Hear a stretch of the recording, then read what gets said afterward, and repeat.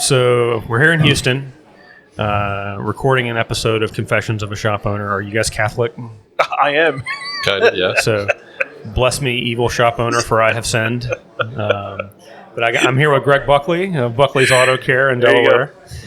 Stephane Grabina of it's Excluservice. Excluservice, No longer just BMW Excluservice, it's just Excluservice. Excluservice, correct, yep. European specialist in D.C. Yep, Yeah? Rockville, Maryland, Rockville, so Northwest D.C. Okay. Yep. Awesome. Well, thanks for coming on. I wanted to talk about a couple of different things. Okay. But the first thing I want to talk about is you're here attending the Todd Hayes experience. Yeah, absolutely. How's that going for you so far? It's going great. I mean, I did my own little clip. I put it up on Change the Institute, and, I'm ready for all the barbs to come back at me, and the arrows.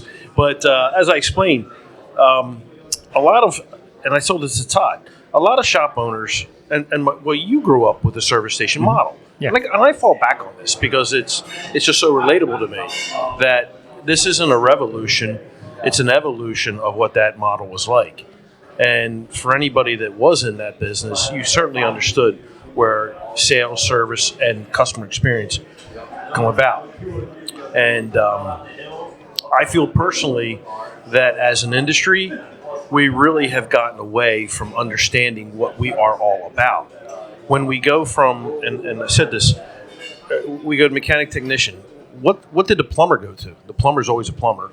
The electrician's always the electrician. The roofer's always a roofer. So why are we, trying to elevate something from common knowledge and centuries of what we're known by? For me, I have not found anything indifferent that I can't implement into my business or make better into my business. So I'm satisfied. I came down with different intentions with trying to, see if this is real, hokey pokey, magic dust and all that. And I'm here to tell you that there isn't. There really isn't. I don't think there is a silver bullet in our industry. I think what's unique about what Todd has done, and look, like elephant in the room, he's one of the most divisive characters in our industry right now. Yeah. And it's because he's absolutely unapologetic and he's bombastic and he's over the top. Yeah. And that rubs some people the wrong way. But makes P.T. Barnum look lame.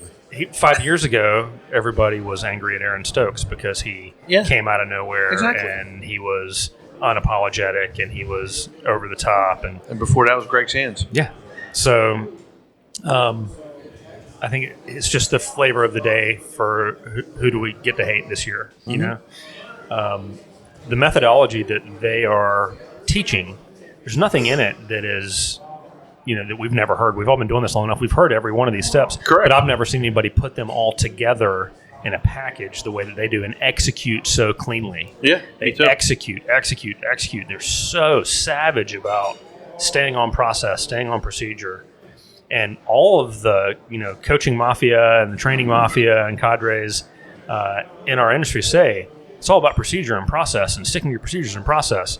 But so few of us or them actually live that out, whereas that's exactly what they do. Yeah. Period. And also they're doing it for profit to make big bucks, and they don't hide that, and they're not ashamed of that. And I think our industry for a little bit has decided that we should be embarrassed about being profitable, which is a whole other conversation. Because you have to understand, we're owners, and there's technicians out there that will become owners. And the difference is when you decide to go to ownership, you have a business. The business has to grow. You could call CarFix, Exclusive Serve, Buckley's. It's not Buckley's. The name isn't important. It's the business. It has to grow. How do you grow it? All right, well, I have these elements that I have to do as an owner. And if you think diagnosing a car is difficult with your schematics and all that, run an operation that has to feed the people like yourself having to fix the cars. There is something that you really have to understand. So, you have to think retail. I don't know.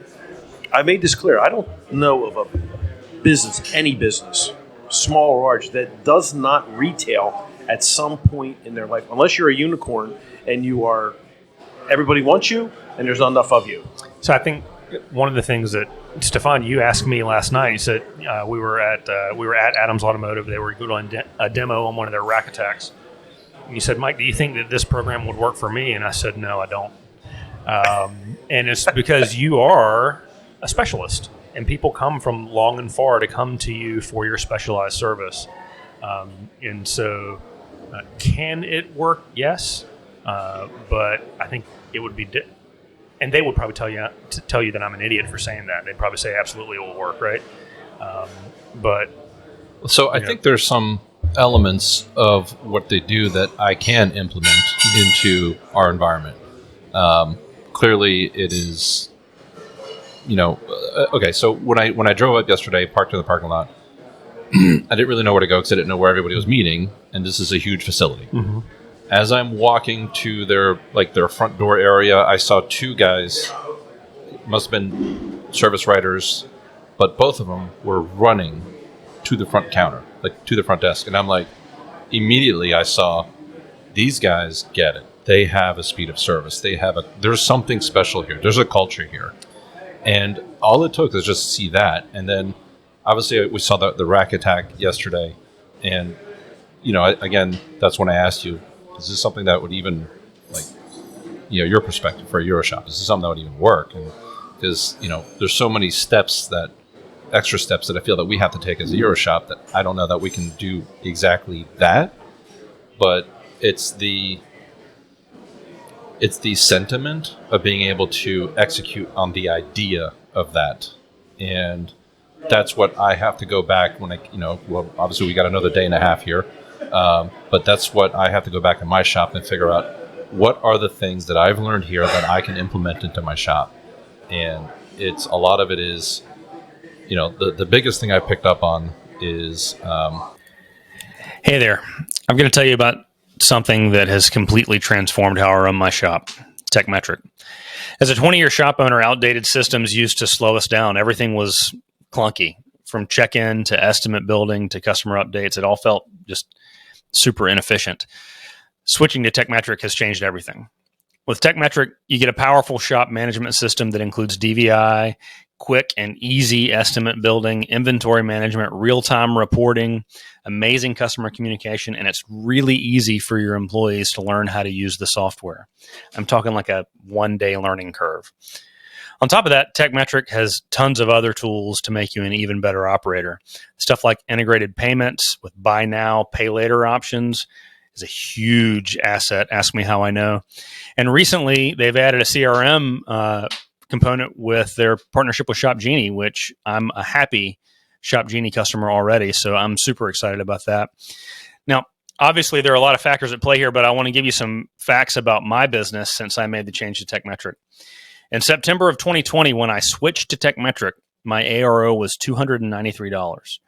In September of 2024, we were $916. That's over 300% growth. Now, I'm not saying that TechMetric created all of that change, but I'm 100% saying that I couldn't have come this far without TechMetric. It's a key factor in our growth and success. If you're ready to level up your shop, TechMetric has everything you need: productivity, revenue, customer experience. Measure up by every measure with TechMetric. Tap the link in the show notes to learn more. I was talking to Joe, the son. Yeah. He's like, you just have to be more engaged. Like, you have to be willing to be in the shop and pull the cars in and out and put the cars on a lift and take the wheels off. Do what you got to do to implement this. And the first thing, not the first thing, one of the things that came to my mind is I had a buddy of mine who was a shop or a restaurant fixer. So he would go in, restaurants would hire him to be the manager, and he would just go in and, kind of run things. And I remembered the last couple times I went to see, it's been years since I've seen him. It was before COVID, because at COVID, he moved to the islands and he's just retired and living over there now. But he would be an expediter in the restaurant. What that means is the orders would come in, he would fire off the order to the cooks. When the order was ready, he's kind of like what Gordon Ramsay does and when he goes to fix a restaurant, right? It's kind of the same thing. And it's just, we have to have that presence in our building to be able to do that. And I think that's going to massively impact. So, like I said, key takeaways, speed, and culture.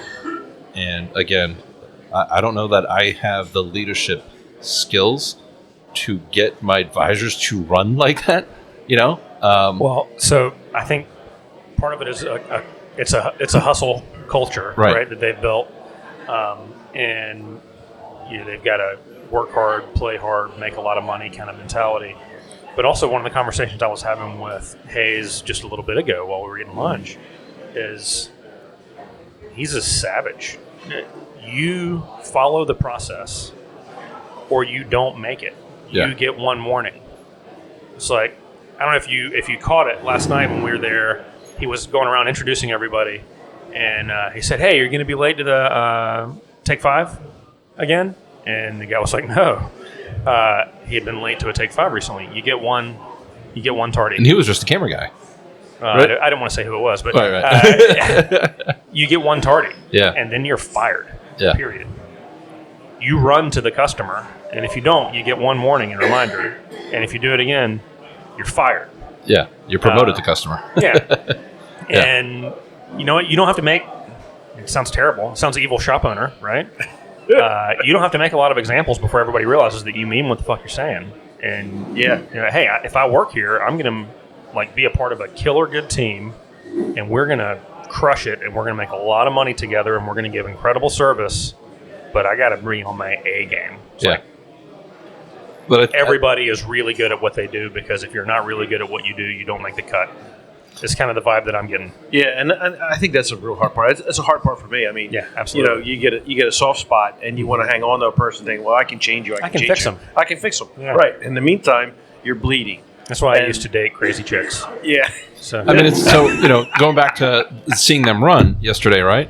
Going back to seeing that, it was really cool to them running, but then talking to Joe, it's just like, well, I didn't tell them to run. Like, they just know that we have to move fast, but they know that they have to move fast because I don't have a problem getting in the back there and getting my hands dirty and me moving fast. I don't know if you saw that. One of the young men that was part of the Rack Tech crew that was doing the demo last night, they kept having to slow him down because he was going too fast for Glenn to keep up with his explanation of what was happening. Right. Like, he was like, the wheels are off. We need to be going up with this car. Like, they got the mid-rise, and by the time the wheels are off, they've taken their pictures and done their measurements and everything else, and he's ready to go. I'm like, wait, Glenn's still talking. So they had to slow it down for us last night, which I thought was pretty funny. So... Well, I was pretty impressed with the numbers in terms of marketing. What they do, they take 5% of top line, right? 5% of their target top line. Top line, right. And then, so it goes amongst their operations, and they dominate with direct mail, which, I think a lot of us don't look at. A lot of guys, younger guys, will go TikTok, and, well, maybe not TikTok now, but... Yeah, not after this week. Not after this week, right. But they'll do YouTube Shorts or Facebook Shorts. I think that's where it's at. And it's not. Definitely direct mail is key. I was impressed by their TV spend, which was interesting, because I think that the local market, you can actually penetrate pretty well. The fact that you can drill down so tightly on what homes and households and demographics get your ads, right, finally makes TV make sense for a lot of people. Yeah. Whereas if it was just broadcast on the cable network, then it was cost prohibitive unless you were really big, And it's funny because down in Millsboro, we got these two smaller channels, WOBC, and there's another one, that all you see are local commercials, like mom and pop operations. And I'm thinking, well, okay, they're cool commercials. They're pretty slick. They're goofy, right? But I'm watching them. Yeah. And I go, okay, I got to look into that. And they come here and get something to look into. So, I tried that. A specific brand that they were using too for Euro, and they told me that they could target to even like BMWs, and so that's what we went after. So I did it for about 3 months. It was $3,000 per month, and I had it on a tracking phone number. Not a single call came through on that tracking phone number. Wow. So I don't know if maybe the rep I had and the team that they had to represent us but it just didn't work for us. Because we used, at the time we had CallRail, so we used these phone numbers to figure it out. And I'd spent all that money and not a single phone call. So, I think that's one of the questions I'll ask them, like, hey, how are you guys getting involved with this to figure out what isn't working? Because, when I said, hey, this isn't working for me, the phones aren't ringing. Because, right, the goal of marketing isn't to get the cars in the door, it's to get the phone to ring, right? Right. And then you have to ask the question, okay, well, are they calling when you're closed? But the tracking number had zero Tracking number phone would calls report coming that. through. So, Right. So makes you wonder if the tracking number was set up appropriately, or if there was a print error where they had the wrong number on the damn content. That always worries me. it could be. And the hope was that since so by the way, it's the way they're doing it, it's not necessarily that it comes up on cable. So it's the idea is that you have a smart TV, and when you're using apps to watch YouTube TV video, or YouTube whatever, TV, or we were going, since we're Euros, we were kind of going after the stock market channels, business channels like Fox News TV, Fox Business News, things like that. I know you're super conservative, so that probably... Yeah, absolutely. Especially in the DC metro area. We bleed right over there. So you did have Redskin stuff on last night. I still do. Nice. Commanders, but hey. Did I call Redskins? You did say- But yeah. No, hey, look, You're I'm just a let Redskins fan, man. I'm a Redskins fan. I grew up, Joe Theismann, Art Monk, so, I'm just going to age myself. Oh, yeah. Everybody was a fan back then. But So, and I come from... Before we had the Panthers, we were cowboy country. So, you had to be Skins or Cowboys, right? So, Right. yeah. Anyway. Sorry, that was a tangent out of nowhere. So, I'll stay out of it then, because I could have kept it going. Go Well, Birds. everybody hates the Eagles, though, right? Everybody does. Yeah. My wife, also an Eagles fan. So There you go. See? You got to bleed green. Delaware people, man. I know. So, Terrible. Fighting Irish and the Eagles. That's That's where it. she is. So, they're up there drinking water. yes. Yeah. Sure. From the crick, is that? Yeah, from the creek. Yeah. That's right. So, Water. Schuylkill? hey, I want to. What was that? I don't even know what that is. Schuylkill. Schuylkill. It's the river. Oh gosh. Don't swim in it. Try to pronounce it. Yeah, good luck. Yeah, just take a lighter. It's almost as bad as the Seine River. Yeah. So, Well, I want to switch gears a little bit. Yeah. The title of the podcast is Confessions of a Shop Owner. And so one of the things I'd like to talk about to most people who join me is, what did you fuck up in 2024? And tell me about it. And tell everybody who's listening about it so that we can hear your mistakes. How long is this podcast supposed to be? It's like, what didn't I fuck up? Well, I mean, that's what we should want to do as business owners and people who are constantly striving for improvement, is learn from others' mistakes so that we don't make those mistakes and we can make exciting new mistakes, right?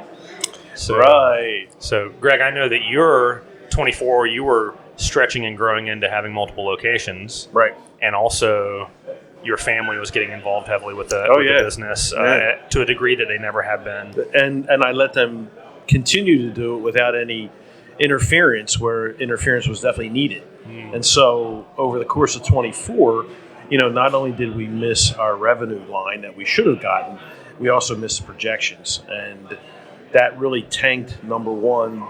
And number two, fortunately, was so strong it was able to hang on or support one, but that's not the way it goes. So the lesson, the mess up with me was giving too much credit or staying hands off when they clearly weren't really ready for it and understand what they need to do in order to keep business going. So now in 25, that's we're getting back to normal. Yeah, There's no more hands off. So, but they're grasping it little by little. So I have done that as well, where in 24, I focused on my big store, my first store, because that's where I was trying to implement the concept that we're learning about here today. And it was a great year. Like we had a lot of turnover. I lost my store manager. He just really didn't buy into the concept and didn't want to be a part of kind of the growth that was required. But we're up like 28%, which is pretty strong. Good.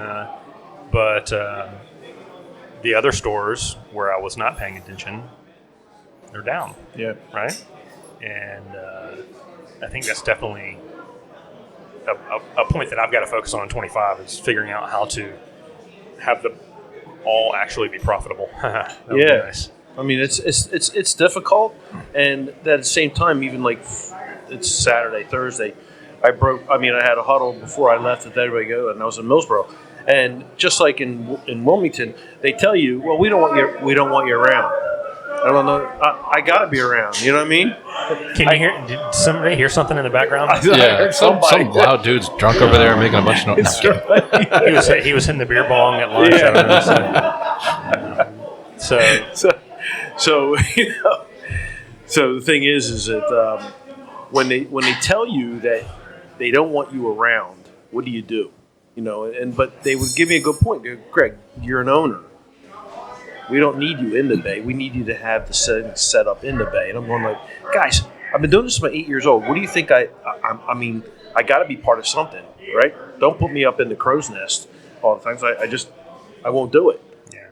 And I got to learn the balance of being there, being present, but not touching. You know what I mean? So do you have an intentional plan for what you're going to do different to try to not have that repeat itself this year?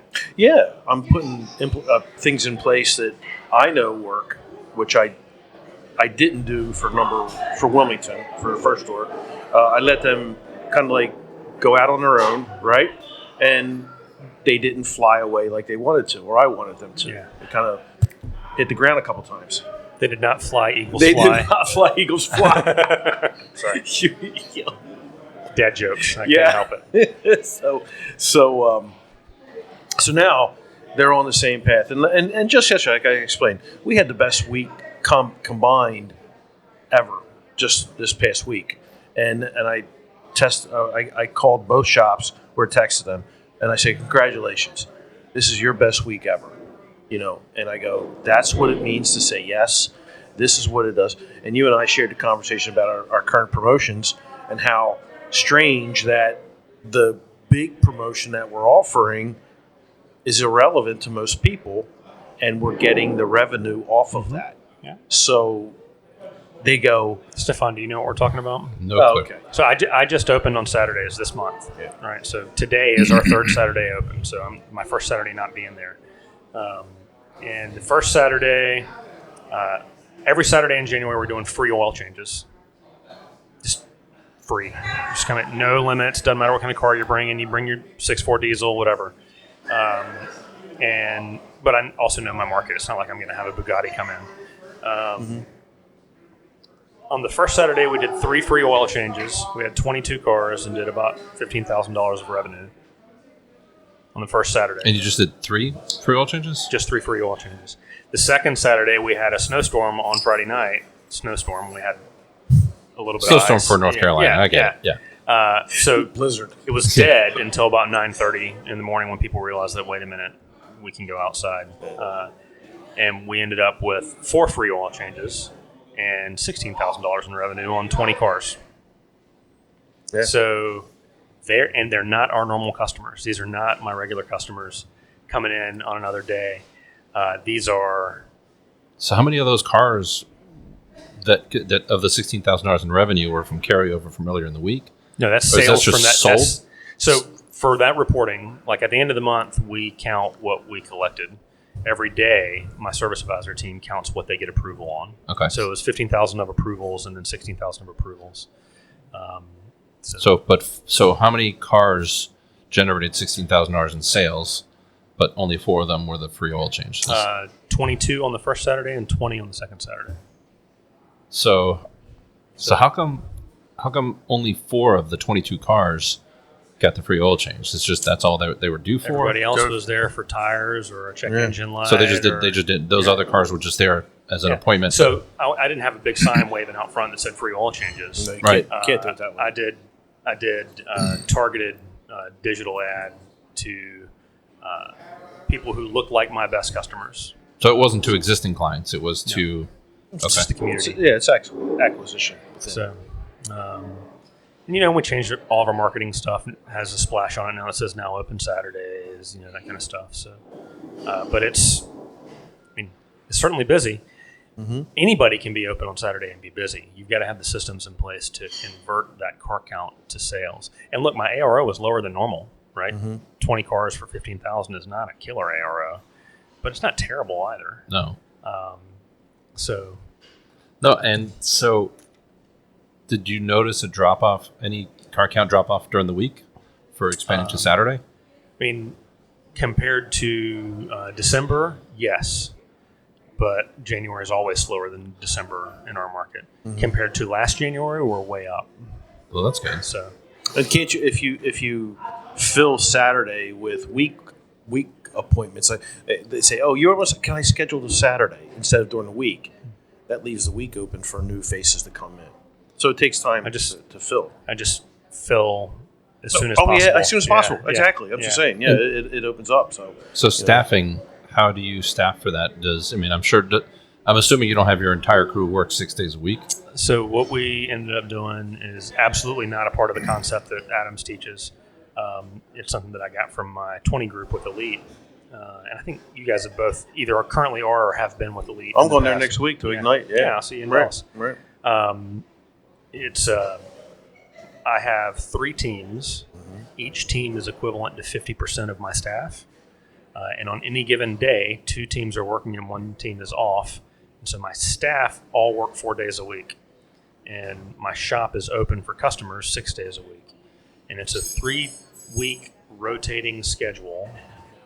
And every 3 weeks, you get a 5-day weekend. So you're getting 13 5-day weekends a year without using your PTO. Wow. Which is pretty That's cool. what you call that. That's really like what good. they call the 410 schedule. And so What'd you call I it? changed all my ads. What's it called? 410. So Oh, 4 I thought- days, 10 hours a day. I thought 40 hours a week. The Wu-Tangs. I go, Wu-Tang. What? Wu-Tang. That's a different kind of recruiting. Right, exactly. No, but I changed all my ads to say 4-day work week. And the volume of resumes that have come in, I'm going to be totally honest, I've been so busy, I haven't been able to keep up with them. I've got multiple resumes that I haven't called for an initial interview, which is a big no-no, right? Somebody sends a resume and you talk to them that day or the next day, and I've dropped the ball on that just because of so much going on. Yeah. That's and great. I'm feeling convicted about that here because they're talking about Convicted or conflicted? convicted. We're using church words here. This is a confessional. Because you are the CEO of your company. Your job is to recruit, hire, train, and equip, and everything else Right. is you should be Delegating that out. out. Yeah, You should so. Or here they'll say you need to recruit, hire, train, equip, and you need to be in the trenches with the wrenches, baby. Right? And so that's one of the reasons that I've probably failed to implement the concept as effectively as others have, because we started it last January, so we're a year in, and I think I told you guys we're like 28% up year over year, which is exciting, but I haven't doubled like some of these guys have. And I think the reason that is because the store manager that I had with me that I brought with me last December, or December before last, he was like, I'll be in the trenches with the wrenches. You go do this other stuff. Yeah. And he didn't want me in there running his crew, right? And my crew doesn't want me in there running it, right? Because I'm a train wreck. You don't want me on a car, but I can learn how to pull wheels. I know how to pull wheels and check fluids and shit like that. But I haven't been out there part of the rack attack crew. And I mean, I think that's, you asked earlier, what are the things that we failed on this year? And I think that's me as engagement with the team. Like I just, I don't know if it's depression or what. I just got into a mode. I just go in my office and just kind of just sit there, and just watch the world fall apart around me. Just watch the world burn. I have 100% done that before. And so, so that's kind of been my struggle this year. So, coming to meetings like this, getting energized and meeting up with guys like you, this is kind of going to be my fire for this year, right? Are there going to be things that are going to influence the results? Absolutely. But I'm going to do my damnedest to not allow that to happen. I think the biggest thing is what really surprised me coming here is talking about being in the trenches with the wrenches. Yeah. So being part of the crew, being part of the systems. I like being part of that, right? But don't we all have a hero complex? So we all want to go and fix things? Sure, we do. And then, but don't all business consulting firms teach us to, train your staff and step away and let them do it? You know what I mean? So we got to be willing to get our hands dirty and actually get our hands dirty. So that's something I'm going to be working on this year. Todd Westerland keeps looking around the corner. He's nervous because they've gone back into class and you guys aren't in there. Do y'all want to get back into class? Sure. Okay. Yeah, we can So continue. we're coming up on 30 minutes. We can cut and we'll do another 10 or 15 minutes. Okay. Yeah. All right. Sounds Sounds good. Yep. All right. All right. Hello, And if you darkness, need me my to- old friend. Yeah, I know, right? Welcome back for part 2. You've had another 3 hours of the Adams Automotive, Todd Hayes, Auto Shop Answers, Yeah. Indoctrination. How's the Kool-Aid taste? Well, it tastes wonderful. Yeah, is it grape? Is it It's grape or I got cherry. Yeah, coffee. All right. Still waiting for the guy to jump through the wall. Yeah. That would be Todd. You know. I'll tell you when. So most of my front of house team at my big store has been down here one time or another, and so it's funny whenever we get back from one and we do our next morning meeting, they always start it by screaming and clapping really loud. There you go. So it's we just think it's kind of funny and fun. It's a good time. So How long does that continue until it just peters that off? first day. Just the first day. Yeah. So consistency is really kind of key here. Well, I mean, so we have our meeting every single day, right? Right. But I am just not like a cheerleader type personality. I'll tell you that Xander, my service manager, is more that style. He's much more upbeat, positive cat. And not that I'm like a negative Nancy or anything. It's Right. just I'm not quite so bombastic. And so it's good for a chuckle. And then we kind of move back into our regular cadence of conversation and communication. So, but I had some good feedback from the service advisor that I've got here. He pointed out that in trying to be efficient and get our rack attack average time down under 20 minutes, we failed to do that. We're taking a lot of pictures of green stuff on our DVI. We take a picture of the tread on every tire, regardless of whether or not it needs the tires. We take a picture of the oil sticker and the dash every time. We take, the license tag close up so you can see the expiration and the inspection date. Mm-hmm. We take all 4 corners, right? So we've got like probably 15 pictures that we take on every car when they're green. And one of the things that these guys do is they only document the shit that you need, Right. right? Which definitely cuts down on the time for the DVI. Sure. I mean, if you think about it, 20 plus times a day, 363 days a year. Yep. It adds up to a lot of time. It really does. I mean, we're in the middle of revamping our DVI with creating a lighter one Mhm. just for that particular purpose. Okay. And then in terms of measuring tires, what tool do you use to measure the tires? The standard stick? Yeah, the little. Did you ever try the Autel? We've had it, and some guys like it, some guys don't. I think it gives a great measurement. It's a visual. It shows 4 tires, stopping distance, all of that right away, and it's like a wand or a stick, and you can instantly see the tread itself. Take a picture of it, boom, like this, and you're done. So I think it represents a better tire condition to the client, but trying to save time somewhere, I think it adds a little bit to it. And I think, the speed is one big key, but I also think, we pride ourselves on doing a thorough DVI. Mm-hmm. And then how long does a customer actually spend looking at the DVI? You know what I mean? If you don't review it with them in real time, I mean, Yeah. less than a minute, I would think. on Right. average. They're just like, oh, whatever, just tell me what I need, Yeah. but I guess you have to gauge. Some customers want the detail. They want to go through everything. Some customers don't. Well, So I think we are using TechMetric Yeah. version. Okay, so that's really not a robust DVI solution. It's good. It can be, yeah, but it's not like Auto Vitals it tells you how long the client looked at it, what they looked at, where they looked at it. I mean, for me, that's that's overload in a sense. I mean, if I need to have that information at one point, yeah, it'd be great to see it. Well, how many people are watching it and why? But measuring all that out, I think it's a little too heavy. So, I mean, that's why we've stuck with TM on that thing. So, yeah, you're right. And there's a lot of data you can get from a lot of other softwares, but at the end of the day, does it really matter? I mean, Yeah, well, the people who sell you that product are going to argue that, oh yeah, no, they're spending more time on this, on the DVIs and watching this and that. So Right. they're going to come up with data that they get, which I don't really know. Is it, There are several companies that have built themselves around providing more data analytics out of the database than what TechMetrics' existing reporting provides. Yeah.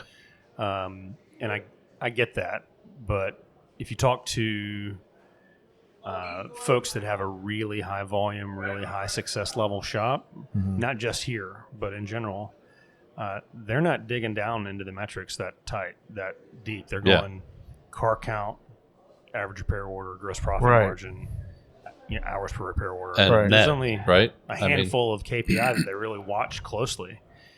Inbound phone calls, unique inbound numbers is I think an important one. Well, I think that was one of the things that was striking, that they don't really follow KPIs like we're accustomed to.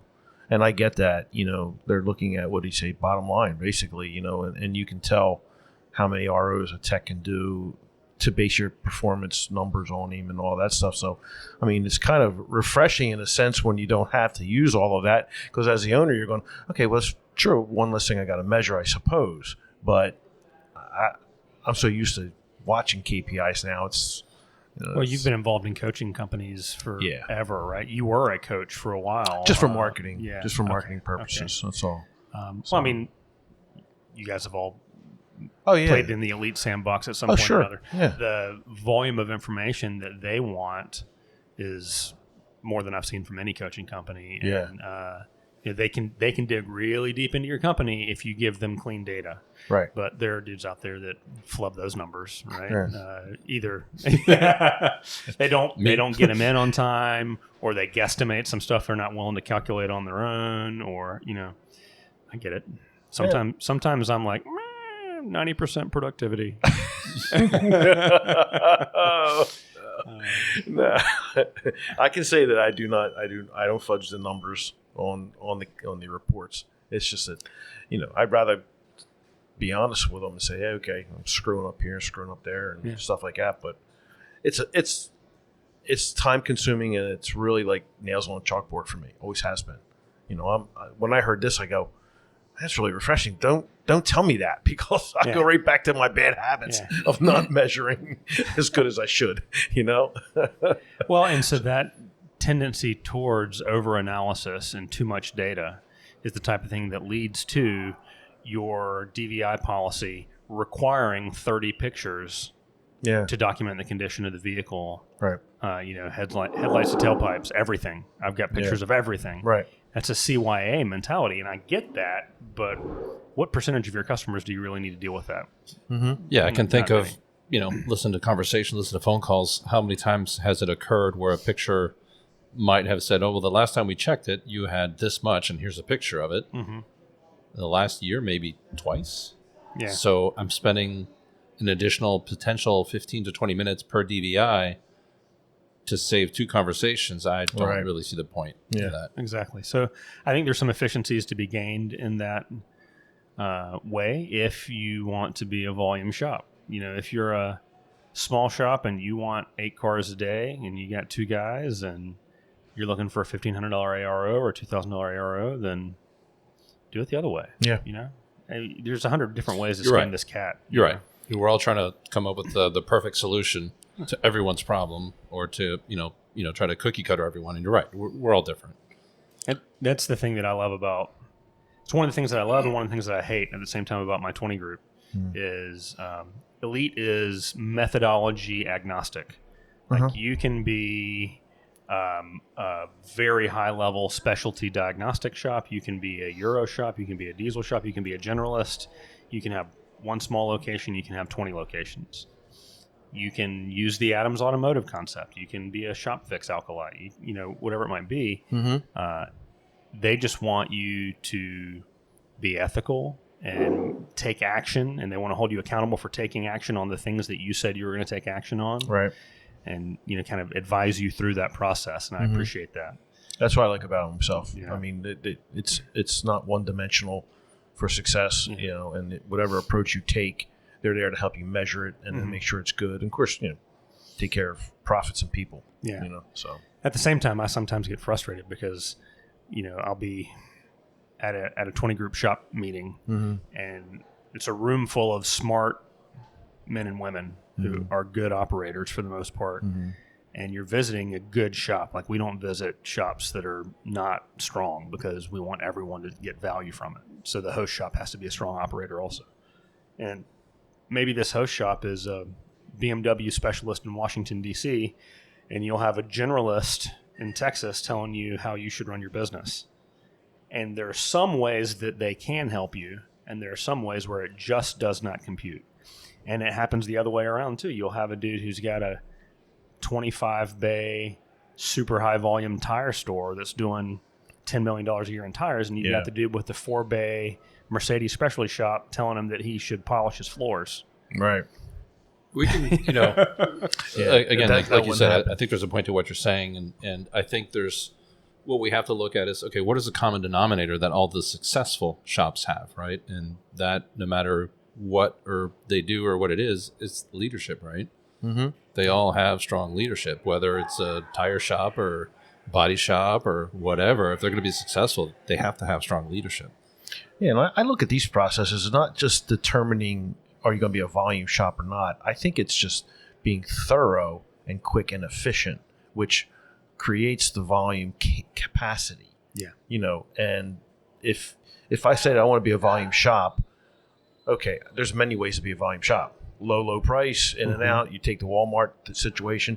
This is a thorough thing that if you build these efficiencies and processes in, and you hold people accountable, then the volume is there for you to take advantage of. Your capacity increases without, square feet. So that's what I am attracted to. Because it's another way to increase your capacity without increasing square footage is to be open 7 days a week. 7 days a week, right? Right. Exactly. I don't want to tell my team I'm thinking of 6 as I sit here, but 7, I don't know. I don't know if I could do 7. I'm only 3 weeks in at this point to being 6 days a week. Yeah. And I'm wondering, I've always been fascinated by the rotating 4-day work schedule that we talked about earlier. Yeah. Man, I hope it works out because I have sold this plan hard. Yeah. And if it doesn't work out, it's going to be a problem. So it's like fingers crossed. It's gonna be hard to recover from that. Yeah, if you got to go back to 5 days a week, it'll be a problem. Yeah. Because you'd have to say goodbye to a couple of people. Oh, I'm sure I'd have to. Yeah. I mean, something like that. You sold it hard that's to like the giving team. somebody a raise and then saying, no, never mind, I can't afford that raise. Right. Yeah. Right. Oh, I interviewed a service advisor the other day. And he wasn't the right fit for us. That's okay. He's still a good dude. But he's been service advisor and service manager of an electrical specialty shop in my market for like 8 years. And he gets a salary plus a percentage of or a certain number of dollars for every billable hour that the shop produces. So it's kind of a weird pay plan for a service advisor. And their lead technician, who is hourly, was at $60 an hour, and he demanded a raise to $75 an hour. And the boss gave him the raise to $75 an hour and went to the service manager and said, I can no longer give you your bonus on the hours that he produces because his hours are now too expensive.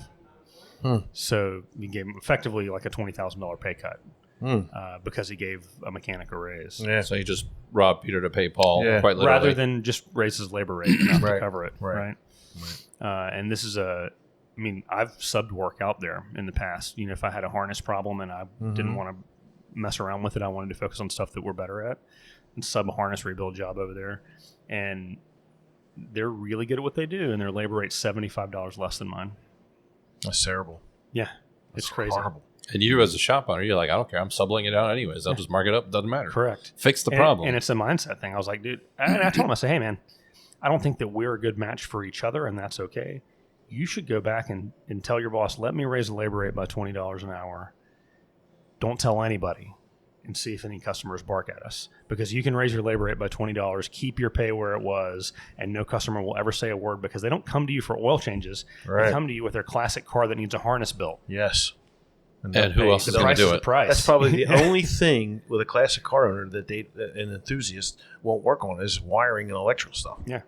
Other than that, they're on. And they got boats where they're putting in new consoles and Yeah. building harnesses. So Like, obviously these that's people not have shoppable. disposable No. income, so that's not going to matter to them anyways. They should be $350 an hour Easy. for that. Yeah. Easy. Oh Yeah. man. So Ugh. it's like I want to go shake that owner and be like, bro, come to some training, come to some classes, Right. or just come to Friday night shenanigans and let us berate you and shame you into raising your rates. I mean, RYR 2025, right? So Yeah. so last week we had a problem with our garage door, Okay. and it would randomly, as it rolls up, you just hear this loud bang. You've only got 2 doors in your building, right?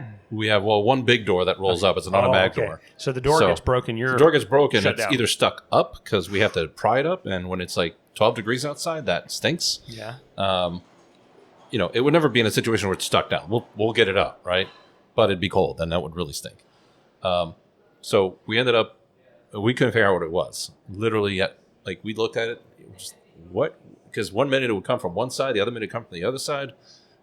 Like the back of it, the front of it, like we had no idea. And so obviously, like at that point, we're like, all right, well, let's just hire the garage door company, have them come out. These guys see this crap all day long. Mm-hmm. I didn't even ask them how much it costs. Doesn't matter. It didn't matter. Your It business needs to be depends on it. fixed. So I had them. They came out, and within like 5 minutes of the guy getting there, he's like, "Oh yeah, one of your panels is cracked in half." We're like, "What?" And he says, "Yeah, look at the top panel. As it gets to this point, you would literally see these two flex. pieces that would just like do that, right? And then that's when you hear the loud bang." I thought it was like a spring was about to give out, and the spring was like the coil was about to give way, and I'm like, "Oh, that's going to suck." Yeah, it's catastrophic type failure. Right. So, But he knew where to look, and he knew. what He, to look well, for, he heard it. He goes, he's heard this before, and then he just kind of looked up to every individual panel as it would roll up, and keep looking at the panel as it rolled up. And he says, "Oh, there it is." So we just kept on making the door go up and down until he found it. He found it, and he put a aluminum brace to go all the way across the whole door. And the bill was $560. worth every penny. He was there for 30 minutes. Yeah. A piece of aluminum that cost, I don't know, maybe $30. Yeah. So Brian I don't want to Pollock- hear people complain that they can't charge enough when Right. they're doing this. And okay, so I get it. There's not, when you're hiring somebody to come out to your house, you want them to fix it right away, right? They can, if the car still runs, they can just take it from shop to shop to shop until they're happy with what they get. But like the electrician guy, who's his competition? Who's doing what he's doing? Nobody, right? So they charge what they charge, but I wasn't dissatisfied with the experience. Yeah, it sucks. I had to pay $500, but You understand the value of that skill, right? yeah, Brian Pollock, who is helping me co-host this on a fair number of the episodes, he has 3 shops in upstate New York, Wilco Auto Care, and he does troubleshooting and like rescue diagnostics for a lot of the shops in his neighborhood. One of them is named CarFix, actually.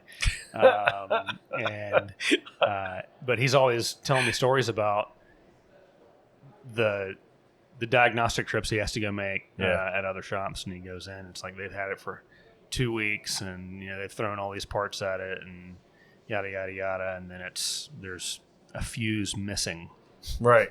or it's something that he figures it out in 10 minutes, but it's $500 yeah, sure. because you've had it. I mean, And he's not not his- it's he's not not his doing fault. it to spite. No, He's doing no, it because right. this is what his time is worth. yeah, He could be more productive working for his own shop. yes. But you're asking him to come out to your shop because your tech spent 3 hours looking at something and you guys didn't figure it out. And he's got story after story like that. Yeah. I bet. Yeah. And he's in a part of rural upstate New York. It's not like he's in a major metro. But I mean, I guess I probably don't want people telling stories about the stupid shit that we miss at my shops, because I'm sure it happens. Right. We all do. Yeah. Well, if he's in anybody in the farm community or anywhere, when John Deere, that court just Right, that's repair going to open stuff. up a whole new market because they're going to be allowed to go to independence. Yep. Which is like, whew, that's crazy. So you got to have Reese's. Gotta have your candy. Listen, are you taking a cue off of what's his name? Oh gosh, Lucas and David with the Tic Tacs. Because David, this is for you. Yeah, I was sitting down there with those two one day, and he grabbed these Tic Tacs, and I think it was Sprite Tic Tacs. Yeah, you guys are nuts, man. I'll be sure to send that soundbite. Yeah, definitely. That and opening a can of Coke, a canned beverage, which makes David see red. He was so it's. Last night we released that little teaser trailer announcement thing for the podcast, and he was berating me and Braxton Critcher for the quality of the editing. He said that we should have let him do that because the editing makes him so angry that he almost had a seizure. OCD a little, are we? Yeah, I can see that. Anyway. Oh God. So what's in store this year for you guys? Where are you going for training this year? Do you know yet? Well, this is one elite next week. Don't know if I'll make SEMA. I'm not sure. It's always a bad time of year for me. It's the holiday season and family coming in and out and all that stuff, and so I'm not really sure. Coming to the expo. Okay, September. Was it September? Yeah, last weekend in September. Okay. New, bigger space. Yeah, we're at the downtown convention center. Yeah, that's right. Okay, so ASTA. Walkable to a lot of shopping and bars and restaurants. Oh, right. Yeah. So I got to tell Patty about that one. There you go. Right? There you go. I owe you a trip. I do. I really do. Awesome. So awesome. What about you, Stephane? You So, shop fix last week or early in the week, here today, and again, shop fix in April, quarterly, right? Yeah, and then ASDA in September, and at some point, hopefully in the year, I'll have someone to come out to the shop to do technical training, and I'll just have to evaluate that. Does it make more sense to bring someone out to our shop, and we do it on a weekday, just shut down for the day for the technicians to train. yeah. I'm trying to avoid doing training on the weekends for the techs, right? How many techs do you have? Right now, 3. Okay. So, would it be you and Greg's techs all going in the same training if you had someone come out? No, because they Different do skill Toyotas, sets, Hondas, and Subarus. Yeah. It's. Oh, I want to talk about that. That's a really interesting setup that you've got. You've got a pretty big building. Yeah. And Greg Skolnick, what's the name of his business again? Motorwork. They had a fire in the building where they were, and he lost his building. And what ended up happening is you share the space now where your business is, and he subleases half the lifts in the building, right? Yeah, but so just under half. Yeah, is what they have, and so we it basically cut overhead by the rent and utilities cut in half, rent by almost half. Yeah, and it's really helped directly to the bottom line for us, right? But also there's some synergy here, right? We have customers who have European cars, and their other car is the Toyota, Honda, or Subaru, right? And then they have customers vice versa. So it's a symbiotic relationship. We help each other out, right? Nice. And they have a really good, strong, they have a strong culture. We get does. along. Their techs are all professionals. I've always loved their social media presence. I mean, it's very kind of lighthearted and kind of very positive. Yeah, that's Sarah. Yeah, she's great. Sarah Prattle. She does a fantastic job. Yep, she does. I wish I had a Sarah on my staff. I mean, I'm telling you. If I can convince her to do social media for us too, and she would do it, I'd be glad to pay her to do it. Obviously, she can't serve 2 masters, so she works for Motorwork and stays there. But she's really nice. Always a very upbeat person, not just on social media, but in person. They're, like I said, they have a good culture, and she's part of that. Greg's that way. I mean, he's just a positive, happy kind of guy. Yeah, he is. But Greg is, he's done a good enough job to where he only comes in like maybe a day a week. So he doesn't come in. So obviously someone's got to bring that up, right? And is he 4 days? 4 days? He's 4 days, yeah. Okay. Yeah, they're 4 days a week closed up. He was like one of the originators for the 4-day process or theory or whatever. Well, I mean, his old location was like dead end in the back of an industrial park. Yeah. Like no drive-by traffic. Right. And he was a destination shop. And there weren't a lot of very high-level destination Honda shops. I think he was Right. Honda only for a long time, Yeah, right? yeah. Honda or Subaru? He was Honda. Yeah, Honda? it was Honda, yeah. So the elite guy that was Subaru was Gary and Debbie Chambers in Colorado, Super Repair. Okay. And they've got a mammoth shop. And they're, Yes, and yeah. in Colorado, you said? Yeah. I mean, isn't that Subaru's like the state car to Colorado and It Vermont? is. Yeah. Vermont's Yeah, like the other. It is. Yeah. And then It's insane. my this might get edited out, but my sister-in-law, who's a lesbian, like, and they're a married couple, like they I just think- bought a Subaru, and I'm I like, think if you're and she goes, "Oh, lesbian go and you figure, get- lesbians buying a Subaru," and I'm like, "You said it, not me."